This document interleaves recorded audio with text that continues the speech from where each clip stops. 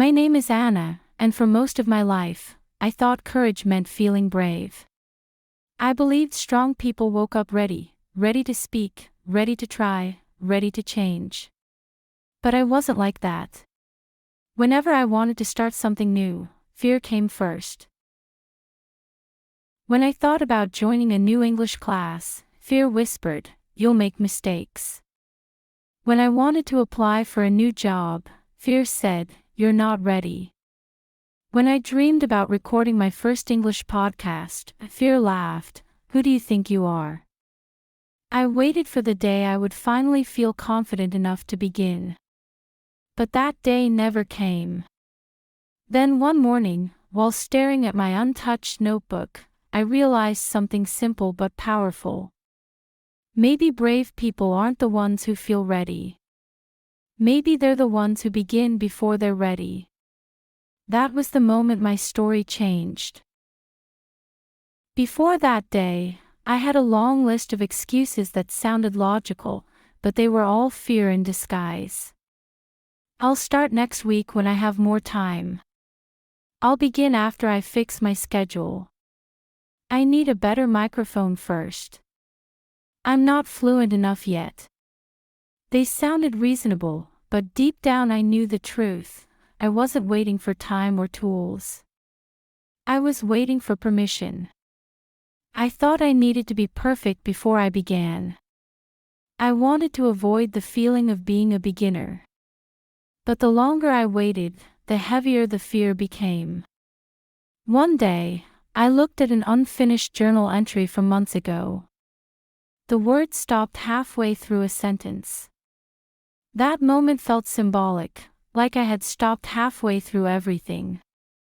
Halfway to confidence. Halfway to fluency. Halfway to the life I wanted. I didn't need more motivation. I needed to do something, anything, to break that stillness. Fear doesn't disappear before you start. It disappears because you start. A few days later, I went to a small cafe I loved, the one with wooden tables and soft music. At the corner table, I saw a young man setting up a small camera. He looked nervous but focused. He pressed record, took a deep breath, and started talking in English. His pronunciation wasn't perfect. He made mistakes.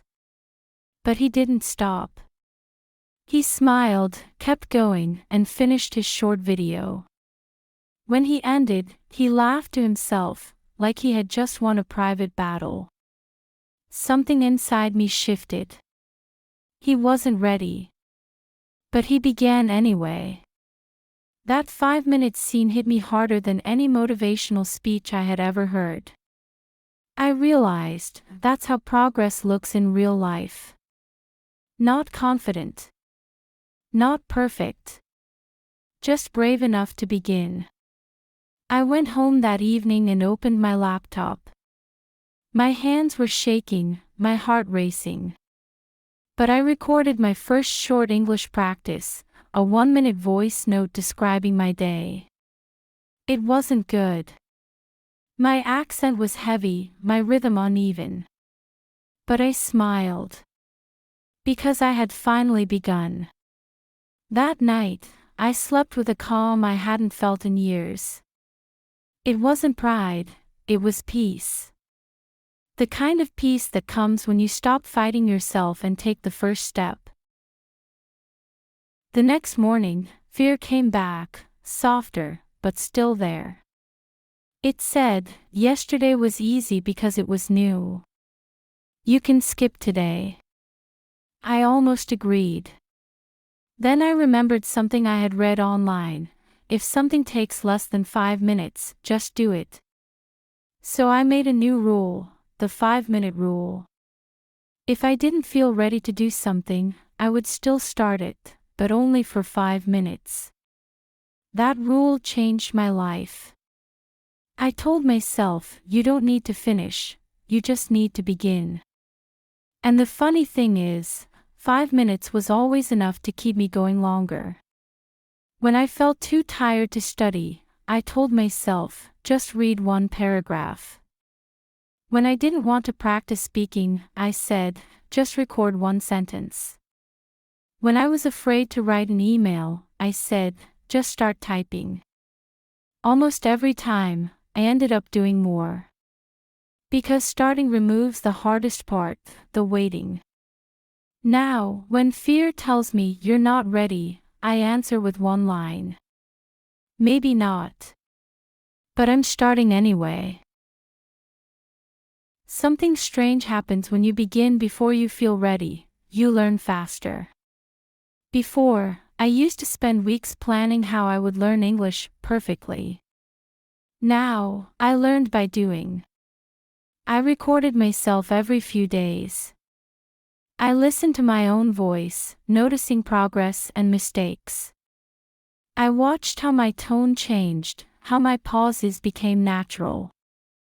I didn't need a big plan, I just needed small movement every day. Learning through action feels different from learning through theory. When you plan, you feel safe. When you act, you feel alive.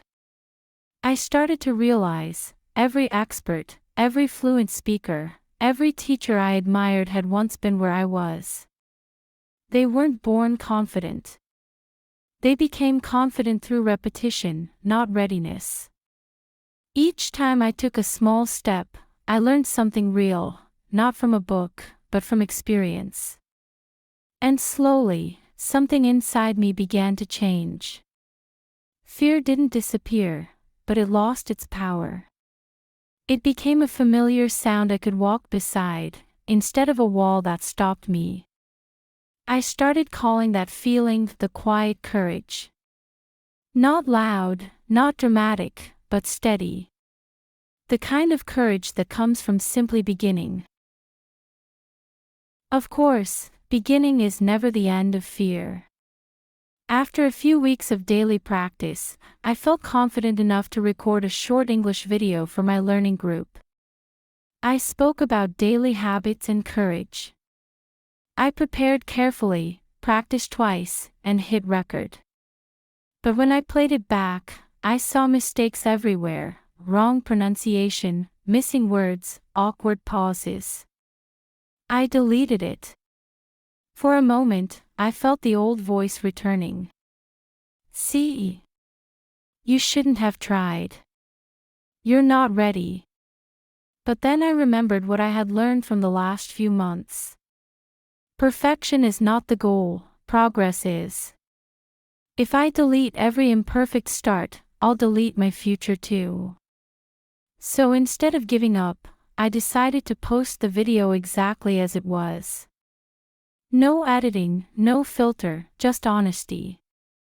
A few days later, one comment appeared. Thank you. Your courage made me start my own video. That single comment changed my idea of success. It wasn't about being flawless. It was about being real enough to inspire someone else.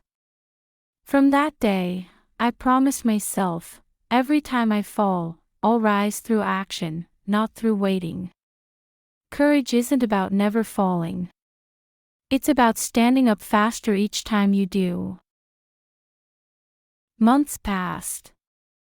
Starting became easier, almost natural. Whenever fear appeared, I treated it like an old friend who visits too often. I'd say, I know you. Sit down. I'm starting anyway. The more I acted, the smaller fear became. It was still there, a quiet whisper, but my actions were louder. Starting also taught me something else.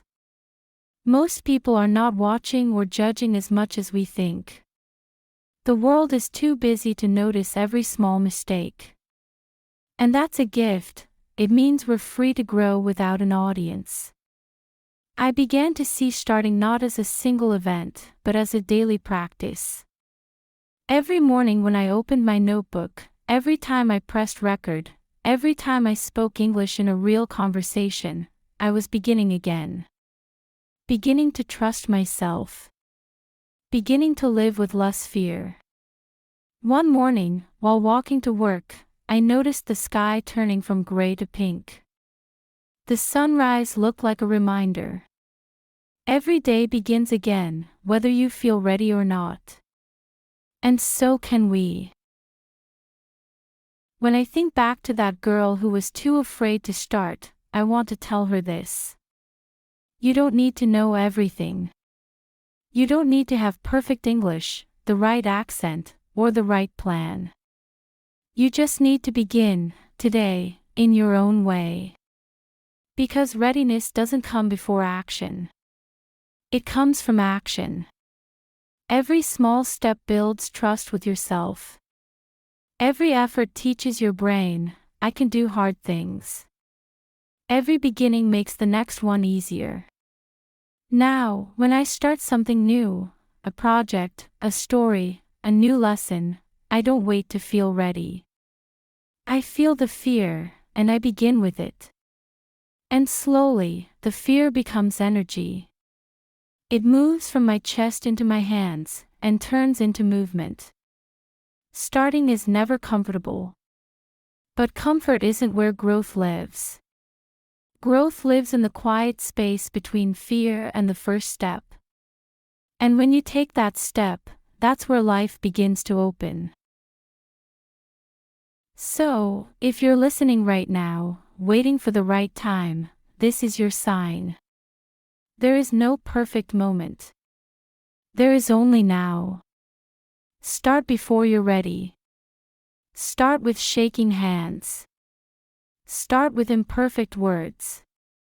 Start small. But start. Because one day, you'll look back and realize, readiness was never the goal. Courage was. Don't wait to be ready. Begin anyway. Thank you for listening, and for walking this journey of courage and learning with me. Remember, every great story begins with a single step. And maybe, today, this is yours.